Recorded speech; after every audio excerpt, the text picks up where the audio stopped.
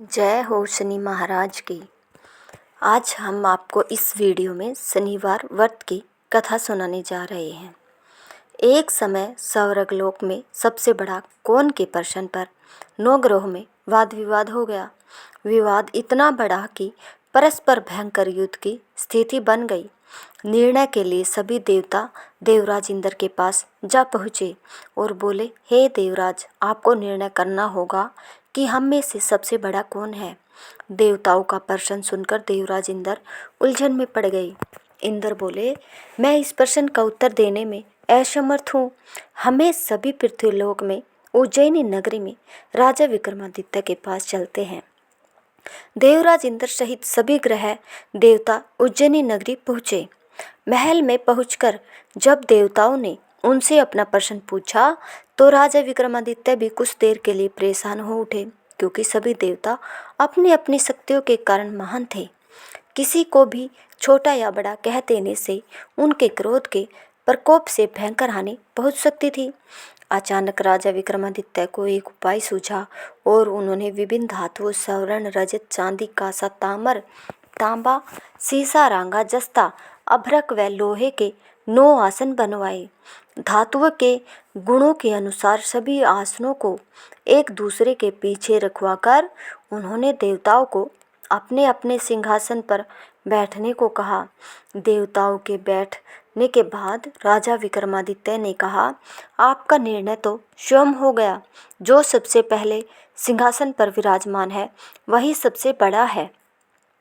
राजा विक्रमादित्य के निर्णय को सुनकर शनि देवता ने सबसे पीछे आसन पर बैठने के कारण अपने को छोटा जानकर क्रोधित होकर कहा, राजा विक्रमादित्य, तुमने मुझे सबसे पीछे बैठाकर मेरा अपमान किया है।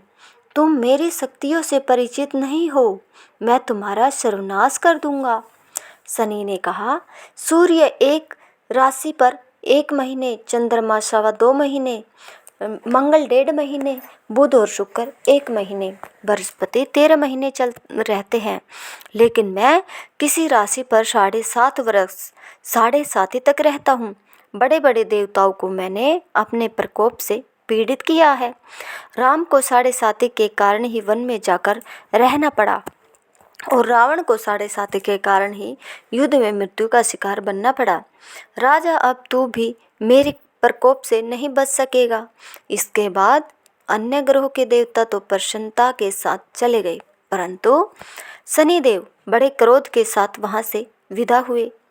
राजा विक्रमादित्य पहले की तरह ही न्याय करते रहे। उनके राज्य में सभी स्त्री पुरुष बहुत आनंद से जीवन यापन कर रहे थे। कुछ दिन ऐसे ही बीत गए। उधर शनि देवता अपने अपमान को भूले नहीं थे।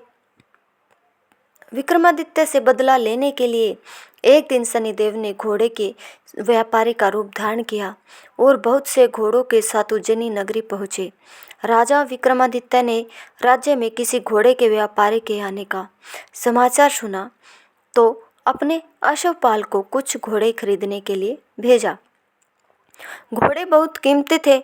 अश्वपाल ने जब वापस लौटकर इस संबंध में बताया तो राजा विक्रमादित्य ने स्वयं आकर एक सुंदर व शक्तिशाली घोड़े को पसंद किया।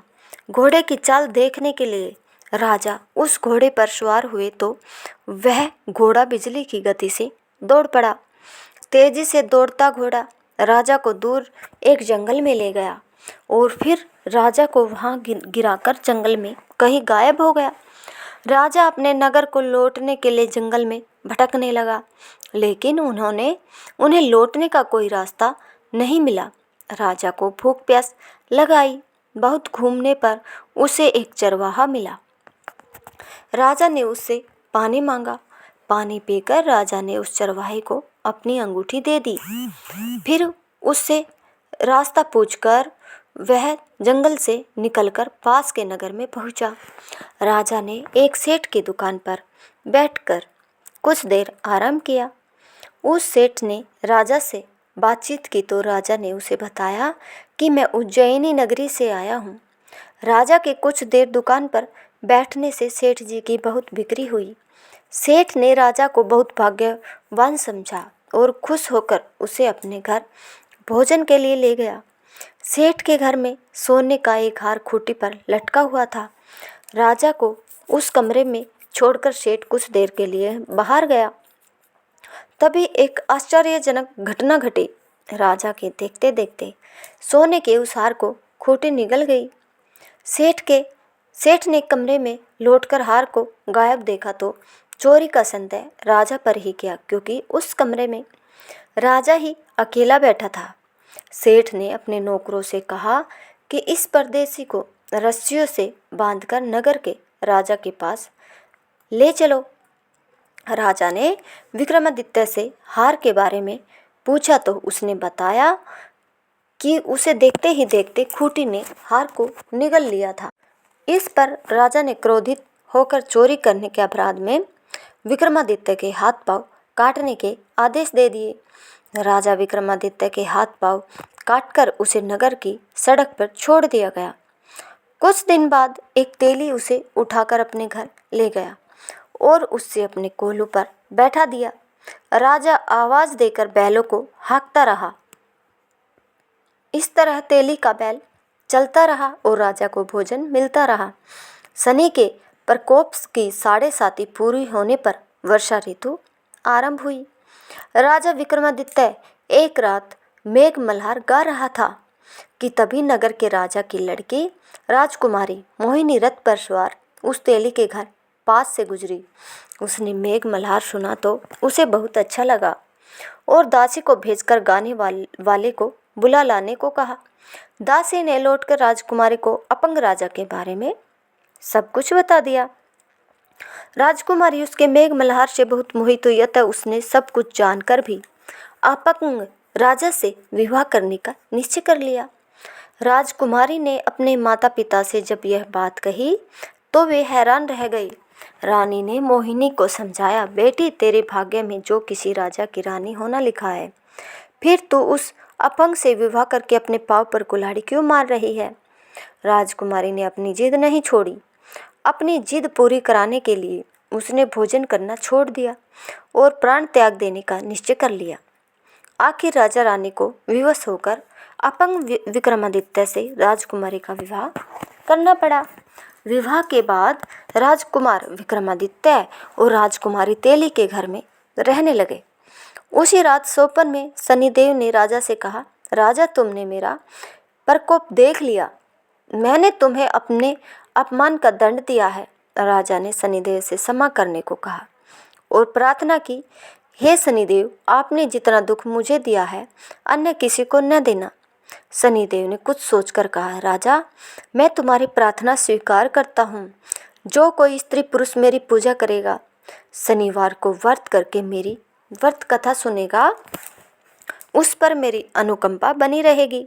प्रातःकाल राजा विक्रमादित्य की नींद खुली तो अपने हाथ पांव देखकर राजा को बहुत खुशी हुई। उसने मन ही मन शनिदेव को प्रणाम किया। राजकुमारी भी राजा के हाथ पांव सही सलामत देखकर आश्चर्य में डूब गई। तब राजा विक्रमादित्य ने अपना परिचय देते हुए शनिदेव के प्रकोप की सारी कहानी सुनाई। सेठ को जब इस बात का पता चला तो दौड़ता हुआ तेली के घर पहुंचा और राजा के चरणों में गिरकर क्षमा मांगने लगा। राजा ने उसे क्षमा कर दिया, क्योंकि यह सब तो शनिदेव के प्रकोप के कारण हुआ था। सेठ राजा को अपने घर ले गया और उसे भोजन कराया। भोजन करते समय वहाँ एक आश्चर्यजनक घटना घटी। सबके देखते देखते उस खूंटी ने हार उगल दिया। सेठ जी ने अपनी बेटी का विवाह भी राजा के साथ कर दिया और बहुत से स्वर्ण आभूषण धन आदि देकर राजा को विदा कर दिया। राजा विक्रमादित्य राजकुमारी मोहिनी और सेठ की बेटी के साथ उज्जैनी पहुँचे तो नगरवासियों ने हर्ष से उनका स्वागत किया। अगले दिन राजा विक्रमादित्य ने पूरे राज्य में घोषणा कराई कि शनिदेव सब देवों में सर्वश्रेष्ठ है। प्रत्येक स्त्री पुरुष शनिवार को उनका व्रत करे और व्रत कथा अवश्य सुने। राजा विक्रमादित्य की घोषणा से शनिदेव बहुत प्रसन्न हुए। शनिवार का व्रत करने और व्रत कथा सुनने के कारण सभी लोगों की मनोकामनाएं शनिदेव की अनुकंपा से पूरी होने लगी। सभी लोग आनंद पूर्वक रहने लगे। अगर आपको हमारी यह कथा पसंद आई हो तो प्लीज़ हमारे चैनल को लाइक शेयर सब्सक्राइब ज़रूर करें। धन्यवाद।